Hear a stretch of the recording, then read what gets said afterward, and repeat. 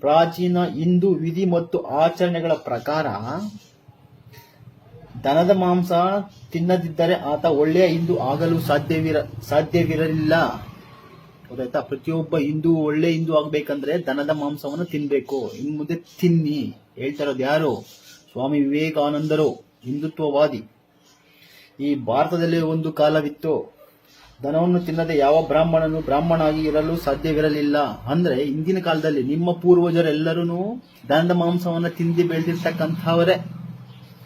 ಸನ್ಯಾಸಿಗಳು ಅಥವಾ ರಾಜರು ಅಥವಾ ಯಾರಾದರೂ ಮಹಾಪುರುಷರು ಮನೆಗೆ ಬಂದಾಗ ಅತ್ಯುತ್ತಮವಾದ ಎತ್ತನ್ನು ಕಡಿಯಲಾಗುತ್ತದೆ ಎಂಬುದು ವೇದಗಳಲ್ಲಿ ನೀವು ಓದಬಹುದು. ಅಂದ್ರೆ ತಿಳ್ಕೊಳ್ಳಿ, ನಿಮ್ಮ ಮನೆಗೆ ನಿಮ್ಮ ಸಂಬಂಧಿಕರು ಯಾರನ್ನ ಬಂದ್ರೆ, ಬ್ರಾಹ್ಮಣರ ಮನೆಗೆ, ಬ್ರಾಹ್ಮಣರು ಅಂದ್ರೆ ಹಿಂದೂಗಳ ಮನೆಗೆ ಸಂಬಂಧಿಕರು ಯಾರನ್ನ ಬಂದ್ರೆ ಅತ್ಯುತ್ತಮವಾದ ದನವನ್ನ ಕಡಿದು ಹಿಡಿ.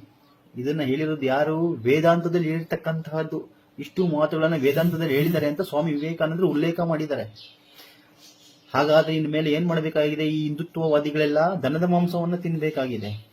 ನೀವು ಈ ಬಾರಿ ಹೇಳ್ತಾ ಇದೀನಿ ಕೇಳಿ, ಸ್ವಂತ ಬುದ್ಧಿಯನ್ನ ಇಟ್ಕೊಳ್ಳಿ, ಇಲ್ಲ ಪುಸ್ತಕಗಳನ್ನಾದ್ರೂ ಓದಿ. ಅದನ್ನ ಬಿಟ್ಟು ಹೊಟ್ಟೆಪಾಡಿಗಾಗಿ ತನ್ನ ಜೀವನಕ್ಕಾಗಿ ಪುಂಕ್ತಕ್ಕಂತಹ ಚಕ್ರವರ್ತಿ ಸೂಲಿಬೆಲೆಯ ನಾಲಾಯಕ್ ಸೋಂಬೇರಿ ಅವನ ಮಾತುಗಳನ್ನ ಕೇಳಿಕೊಂಡು ಸುಳ್ಳನ್ನೇ ಹೊಟ್ಟೆಪಾಡನ್ನಾಗಿ ಮಾಡಿಕೊಂಡಿರ್ತಕ್ಕಂಥ ಚಕ್ರವರ್ತಿ ಸೂಲಿಬೆಲೆಯ ಮಾತನ್ನ ಕೇಳಿಕೊಂಡು ನಮ್ಮ ಹತ್ರ ವಾದ ವಿವಾದಕ್ಕೆ ಬರಬೇಡಿ. ದಯವಿಟ್ಟು ಅರ್ಥ ಮಾಡ್ಕೊಳ್ಳಿ. ತಲೆಯಲ್ಲಿ ಇರ್ತಕ್ಕಂಥ ಸಗಣಿಯನ್ನ ತೆಗೆದಾಕಿ, ಅಯೋಗ್ಯರ ಭಾಷಣಗಳನ್ನ ಕೇಳೋದನ್ನ ಬಿಡಿ.